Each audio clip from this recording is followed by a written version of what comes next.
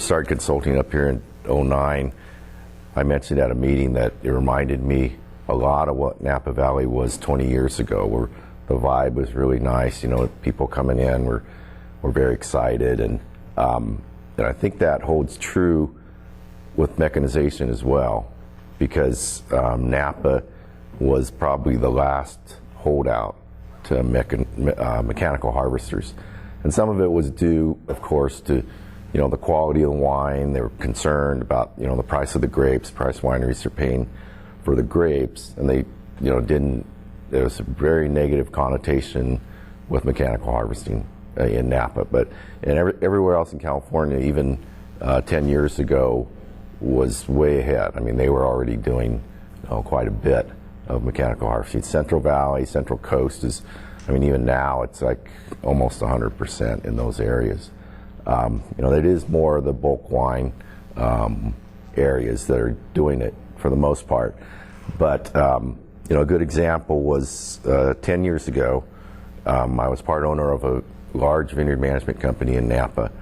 We farmed close to 3,000 acres, and we had no harvesters. And since then, that company now has 2 harvesters, plus an optical sorter and all these other bells and whistles that go with the harvesters. And I think it's becoming a real big trend now, even there. It's still probably less than 50% of the grapes in Napa are mechanically harvested, whereas in California, almost all the other regions are, like I said, 90 to 100% picked by machines. And the machines have gotten a lot better too, which has probably helped a lot. Now you can look at it. Used to be, look in a bin and there'd be just all juice or all, pieces of vines and, everything you can imagine, staples and clips and, but now they've been working through that, and you look in a bin now and the individual berries are, all pretty intact, and so it's really a lot different now than it was 10 years ago. So most of the mechanization revolves around harvesters, like I said, and there's a lot of things you can do with a harvester other than harvest as well. So, even though it costs, several $100,000, it does pencil out if you're big enough to use that, because then you can use it for other things, including spraying. So you can go even 2 and 3 rows with different attachments, and you just, so you can use it all year instead of just at harvest. So there's a couple of different types that they have. I think this is actually the 3-row, where they have another set of arms that swings out. And then you can also use it to mow and disc. So you can do 2 rows at a time, just going through, and it's just trying to find a way to pencil it out, basically. So you kind of eliminate some of your other equipment by doing this. And trimming, you can trim multiple rows, 2 or 3 rows at a time with these attachments. And it's similar to the normal trimmers. So and then there are normal trimmers that go on, you guys have a lot of these, I'm sure, that go on just a regular tractor mount along with pre-pruning. So pre-pruners can go on harvesters as well, but the pre-pruners, you can do a mount on a regular tractor.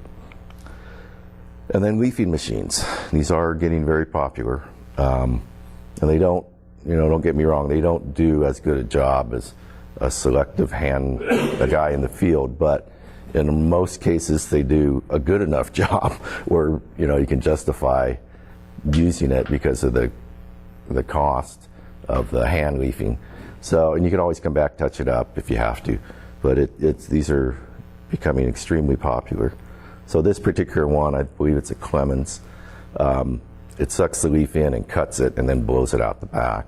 There's different ones. There are others that just blow the leaves and shred them up. So there's a couple of different kinds you can use.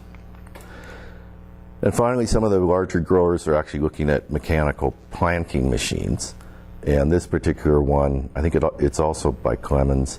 It has a GPS unit that attaches inside the tractor, and it'll actually plant exactly where you want those vines to go. And basically there's this one guy just feeding the vines onto a belt, and it just goes down and plants it, stamps it down, and goes, and you basically just keep going. These are dormant. Yeah, it can do green, so we are not. I suppose you have to take them out of the pots, of course, but yeah. And it actually gives. I don't know if this is the same one. There's one that actually gives it, a little bit of water too, so you don't even have to water them right away. So it's pretty slick. It's not too many people use them though. It's just a little too pricey. They're not really fast enough as you'd think it would be. Okay, and then just to throw out another idea on how some growers in California are handling the labor problem. This is what is called box pruning.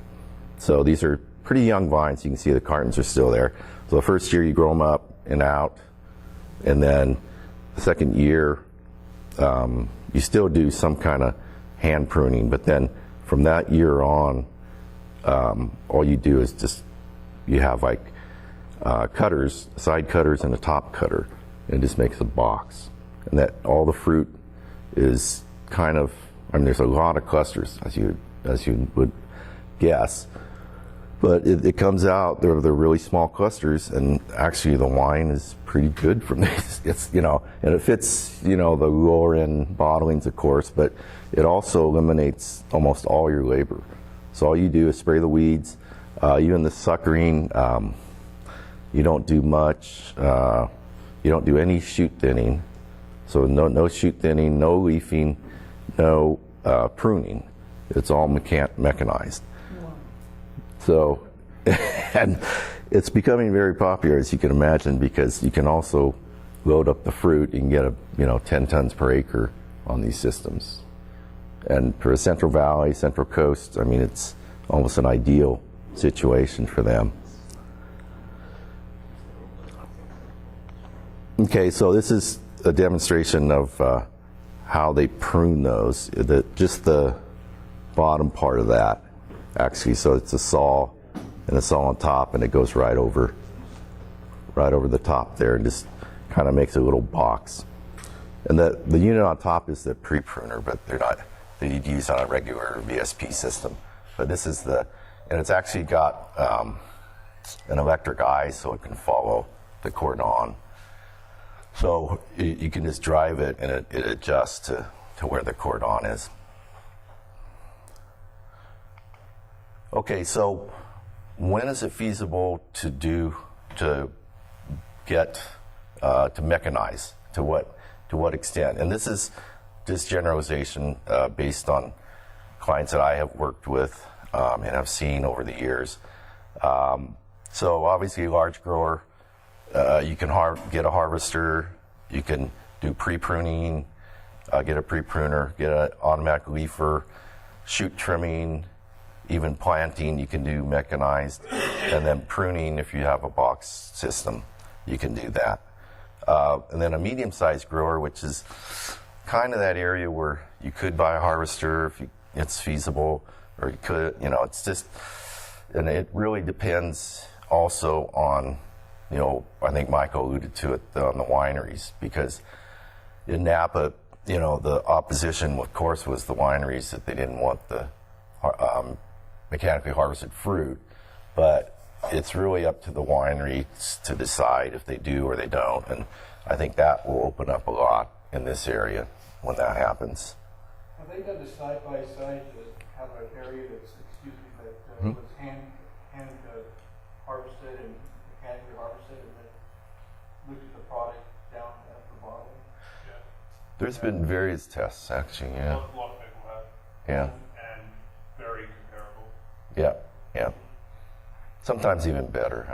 For a while there was one study that the wine was actually better from them, because it's interesting to see that. But and then nowadays with the optical sorters and things like that, you can even get a better product because you're sorting out a lot of the green berries you wouldn't be getting if you hand harvested. So in some ways it's even better, but it really depends on the winery if they're willing to accept fruit like that, because a lot of places aren't set up You know, you have different, I mean, obviously you guys know more about this, Ryan, you know, special magnets to take out the, you know, the clips and everything else that came off when you harvested. And not everyone's set up for that, or even to dump a load of mechanically harvested grapes can be a mess if you're not set up for it. So winery has to be ready for it, and you handle it differently too. The wine's handled differently.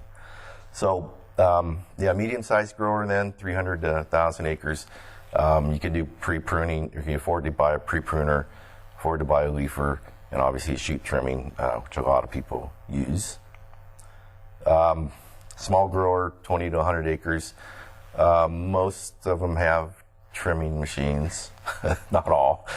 And if you're less than 20 acres, I do have one client that's 17 acres, and they just bought a trimmer. So, you know, sometimes it's more how many guys you got working for you and what you can afford to do, and how much of a hassle it is to be cutting the shoots by hand.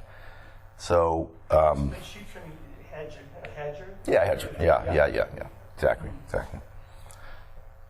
Okay, and then, you know, we talked a little bit about contract versus in-house labor. I know Michael was talked a little bit about that.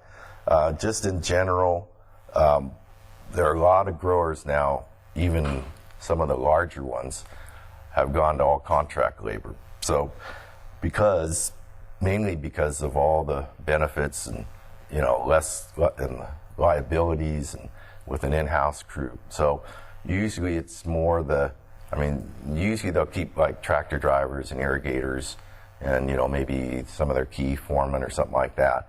But then everything else is hired out. So that's becoming more and more of a trend. You'd think the larger growers would have more in-house, but it's almost just the opposite now.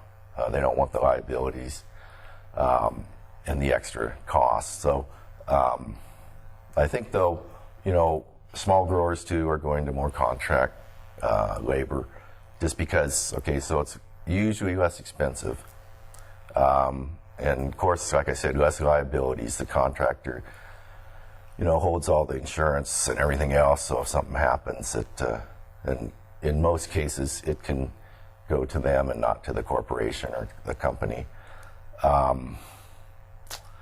And as you know, as far as there's more flexibility, so you can use guys for 2 or 3 weeks and then lay them off, you know, send them back, and then bring them back in another 2 weeks to do leafing. You know, they can come in, you know, thin shoots for a few weeks, and you lay them off, come back and leaf for a few weeks, you can lay them off.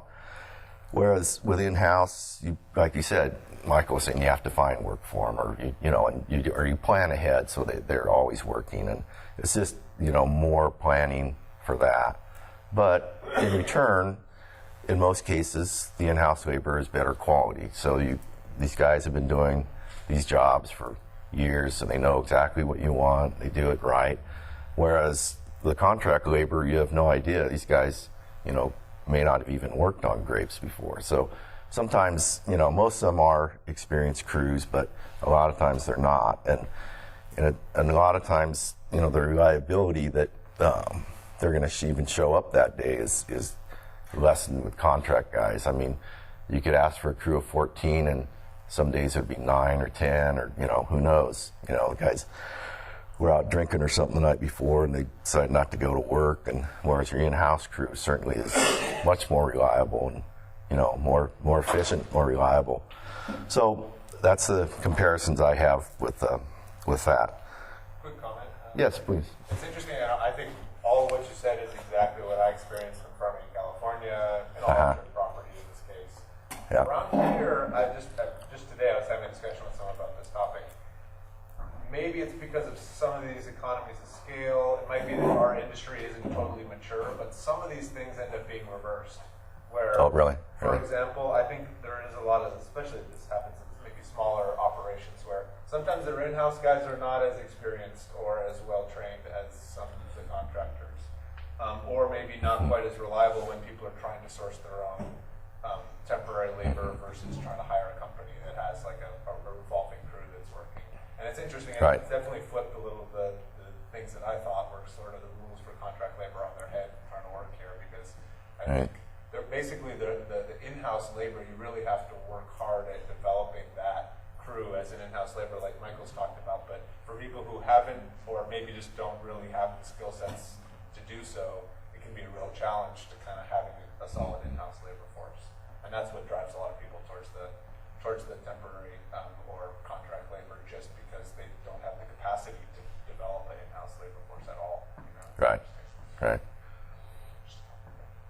So you're saying most of the smaller growers would more tend towards contract labor than. I don't know. I think it's a little split, but I think the people who do try to do it all in-house, do it all on their own.